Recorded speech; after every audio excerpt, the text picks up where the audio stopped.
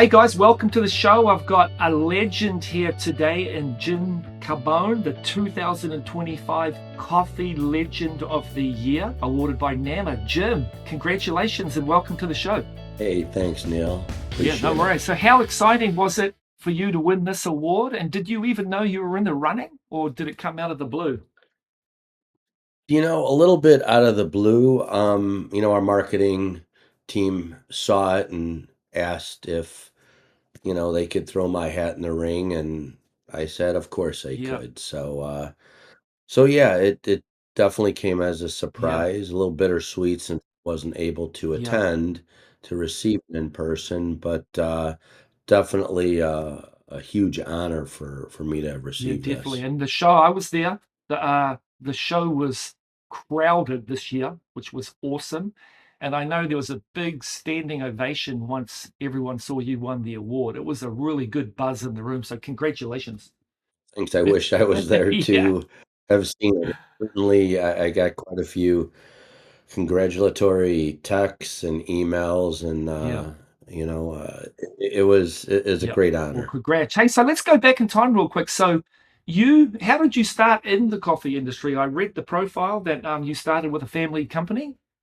Yeah, I mean, gosh, back when I was literally a kid, a family member was a service tech for a company, and so he had machines, and we would go and clean the coffee machines, old coffee mats, and kind of it was kind of Yeah, cool to be doing that as a kid, and really literally when I was 12 or 13.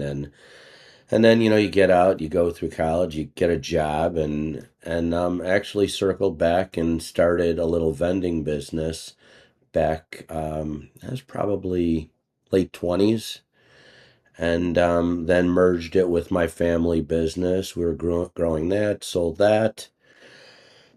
Had a little stint owning a convenience yep, store, and then started selling vending equipment again and really got back into vending and yep. coffee.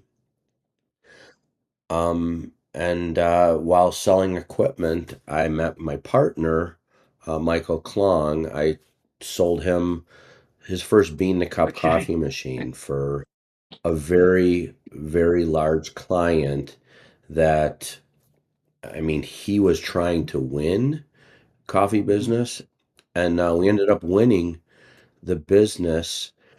And then after about 2 years or 3 years of selling him equipment, he, basically said, "Hey, why don't we become partners and grow this thing?" So at that time, it was a pretty small business, maybe 6, 7 employees, and strictly vending and just getting into coffee service. We had started the coffee service when I came on. But then we my partner saw a need for craft coffee because one of our customers asked for a local Chicago roaster to bring into their trading firm, and it was Okay. Metropolis. So, we went to the owner of the company and we're like all psyched up, like, "Hey, we've got this customer that wants, your coffee, 200 employees." And he's like, "Nah, that's okay." We're like, "Wait a What? second." But but back then, craft coffee was in its Hmm. infancy, and these roasters really wanted to keep the quality at such a level that they wanted all the Right. control. Okay. So it took us a while, and we convinced him. And today, the owner's Tony Dreyfus is one of my closest Mhm. friends, and we've partnered through many things. And that was our first roaster, and we saw that there was a need for helping coffee roasters all over, not only Chicago, but coffee roasters want to Yeah. roast coffee. They don't want to do everything that everyone in our industry does. They don't want to deliver, they don't want to Yeah. supply equipment, they don't want to Yep. service. So that's what we built Tradecraft for. We built that to really help craft roasters and get their brand out, all over into hotels, hospitality, offices like Google Yeah. and Link, things like that. And that's really was the start of That's Tradecraft. amazing. And I know that that's way before I ever met you personally. I was watching you grow that business because at the time I was building my company, Ven Central, which was bringing everyone online. So I was constantly scanning their environment to see who's doing what in our industry. And I remember seeing the brand coming to life. So, how long did you grow that company for before you sold it? Yeah, Canteen and really the Compass Yep. Group. Um, Tradecraft is still a part, one of the sectors of the Compass Group. Canteen was basically the delivery partner, last mile delivery of all of our products in Compass. Um, it took us a solid 12 Yeah. years to grow it from, an idea to what it was when we sold it, which was we provided a solution that is kind of Mm-hmm. unconventional because we were providing cold brew and kegerators in Mm-hmm. offices, along with kombucha and teas. But then we were also the first company to go in and do barista bars.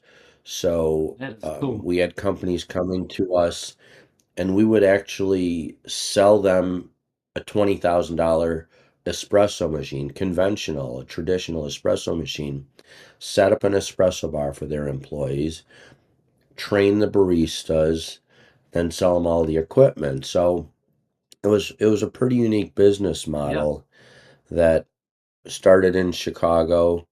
We opened an office in Arizona, LA, and then New York before we ended up selling our company. Wow. But we also provided training and Yeah. service and Yeah. Man, a lot you were more things. definitely way ahead of your time doing all this stuff back in those days. Yeah, and I remember doing a session at CTW. Man, it's got to be like Yeah. 2017, or, and it was in Dallas. And I did a session talking about our company, and people were looking at me like What? I had a horn in the middle of my head. It was just so unique. And for me, it's not my company anymore, but to see where the industry's at, and cold brew is just Yeah. everywhere, and it kind of makes you feel good, Yep. like, that's your Oh, legacy. it's amazing to see. And I tell you, with what's happened with all the craft beers now, right? Now all the local breweries are trying to put out their little craft beer and make it go nationwide. And I love what you said that most entrepreneurs have a certain skill that give them the skill to get started and from a roastery point of view roasting coffee, but then all the other things to bring it to market, they might not be that good at. So for you to come in with your experience in our industry especially, what an amazing combination of skills to help them. Funny you bring up, craft beer. I mean, I enjoy coffee probably more than any other beverage, but I also enjoy Yeah. beer. And when we started Tradecraft, the trajectory of beer was was already on that, curve of growing so Mhm. fast that we looked at craft coffee the same way. So, you started with Heineken and Corona, whatever, 30, 35 years Yeah. ago, and Sam Adams, and then you see how fast that grew to all these small Yep. brewers. And coffee did the same thing. I mean, if it wasn't for Starbucks and Pete's and these, we call them second wave Yep. roasters, third wave wouldn't even be here. I thank Starbucks every day because without Yeah. them, I mean, we wouldn't be where we were at. Coffee wouldn't be as diverse and exciting as it is Yeah. today. Yeah, that's kind of how I got into coffee. I'm from New Zealand. When I came 30 years ago, we were tea drinkers. But it was not until I read the Hmm. book about, I think it was One Cup at a Time by the guy that invented Starbucks. Just to watch him go to Italy, see the vibe of the coffee shops in Italy, and then to see that vision of bringing it back here, which, yeah, it sparked a whole boom. And then what you're saying is that sort of led the way, and then the craft coffee followed it. Yeah, and I mean, look at like bourbons and wine. It's just people are passionate about those things, and people are really passionate about their Definitely. coffee. I Yeah. mean, granted, a lot of, people will have milks and syrups and you almost lose the taste of Mm. coffee, but for me, if it's bad coffee, I'll put a lot of stuff in Yeah. it, but if it's good coffee, I'll drink it Yeah. black. Yeah. You wouldn't like me then because I'm kind of like a coffee milkshake. I want just that half and half in there and then sweetness. But I tell you, I love Mhm. the moments. For me, coffee and tea is just about stopping my day and just relaxing for a while. Because if you don't, you'll just get consumed in the busyness. And so those coffee breaks and tea breaks, being from New Zealand, just like, all right, Neil, stop. Give yourself 20 to 30 minutes and just relax. That's a good way to put it. And if you think about it, businesses in general, that was a coffee break, and that's what it was Yeah, for, is just to take that 10 minutes yeah, and chill, yep, relax. exactly. Hey, so now what's up with you? You're now with the With Me company. Tell us a little bit about that. Yeah, so after I worked for Compass Group for a few years, and then at the end of 2020, I decided to step away and you know try to retire. And I did some consulting, and at that point, a friend of mine connected me with Jonathan Trouble, who's a very smart young guy, started Print with me back, I don't know, 11 plus years ago. And there was a community printer in coffee shops, and then moved to multifamily housing, these, beautiful Class A apartment Yeah, buildings. And we've got printers there that will, like, give every resident an allowance for free printing, because people don't have printers these days it's a anymore. nightmare. I know I Yeah, do, but I mean, because you don't have to print yeah, that much. So when I met him, some of his advisors said that coffee in multifamily is not that good.